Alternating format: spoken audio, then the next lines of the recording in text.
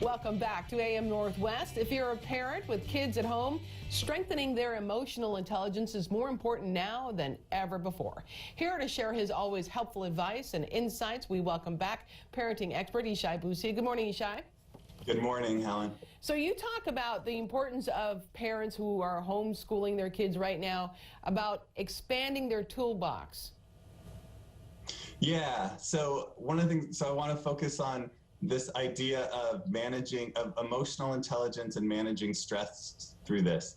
And one of the common mistakes we make is we have one or two tools. We have a screwdriver and a hammer in this big toolbox, and that's it. And so we're using this over and over again. So I tell people, we can get a lot more tools in there. We can't just rely on yoga and deep breaths. Those are great, but they're not adequate. And so I talk about, and I really encourage, we need to really expand our arsenal of stress management skills. 20, 30 things. We need to really get more detailed and specific, because not everything is available and accessible to us at any given time. So we need to help kids as well gain more, because they often have one or two things. So we just want to really help expand that. I'm not sure, give me an example of what you mean.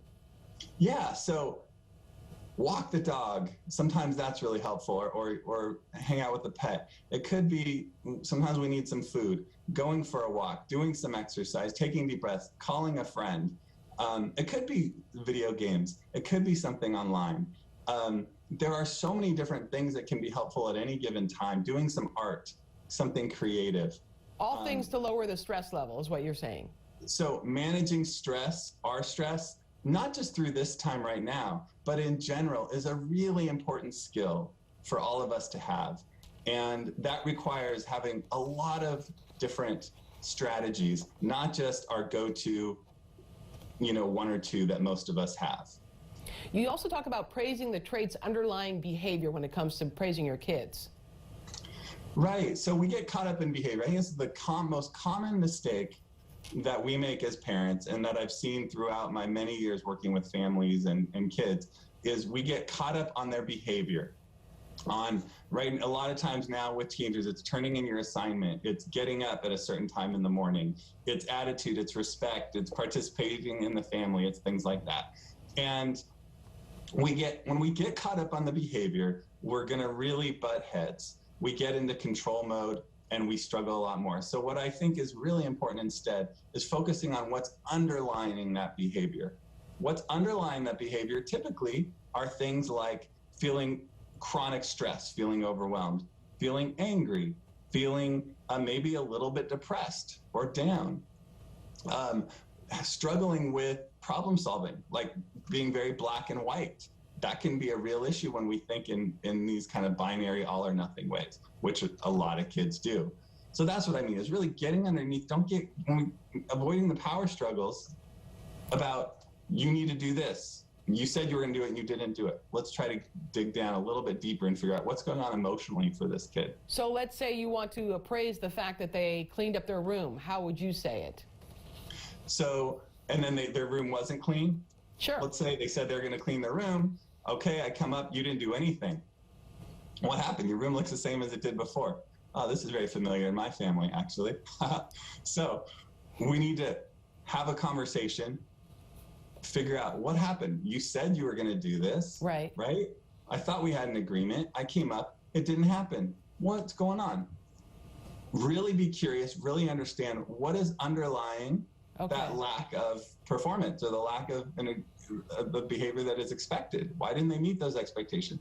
Well, when we're calm, first of all, we need to be calm. There it goes back to our coping strategy, right? So we can have that calm conversation. And then what we're gonna find is, I was really overwhelmed.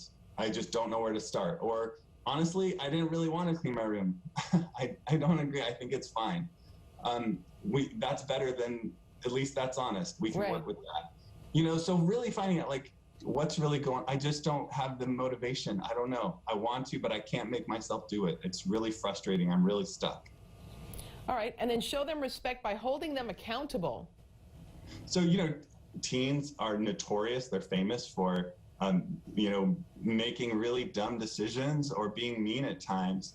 And when we either get really punitive and throw consequences right away, or we just kind of turn the other cheek and walk away and ignore it, neither of those things hold them accountable. What we need to do is call them out in a way that helps them build resilience, that helps them build frustration tolerance.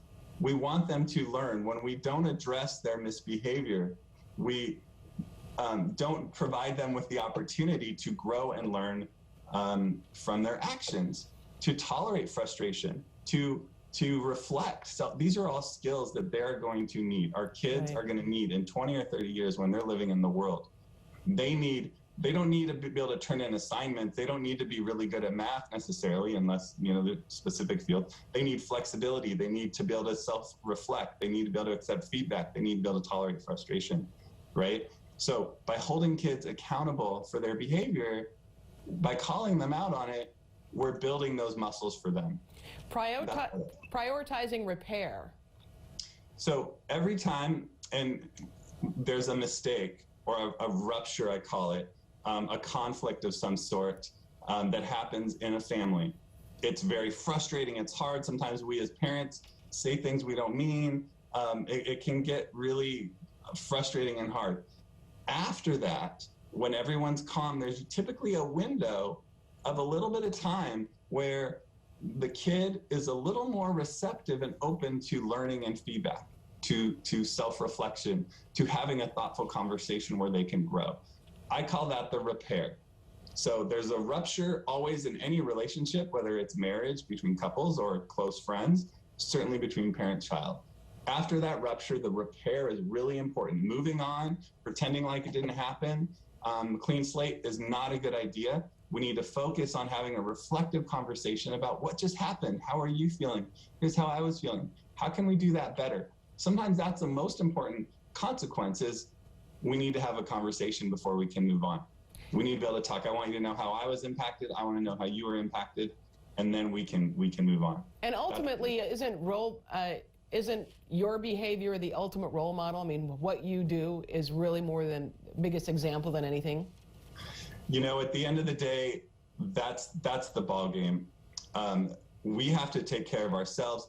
Our kids are watching. They know us in very minute ways. They know our body language, our nonverbals. They're overhearing our phone calls. They're overhearing our comments, good, bad, or ugly, whether we're talking badly about ourselves and our body, our weight, whether we're going for those glass of wines because we're stressed, when we're flying off the handle because we're anxious, when we're isolating and withdrawing and shutting the door and shutting them out, saying we're fine when we're not. They know we're not fine.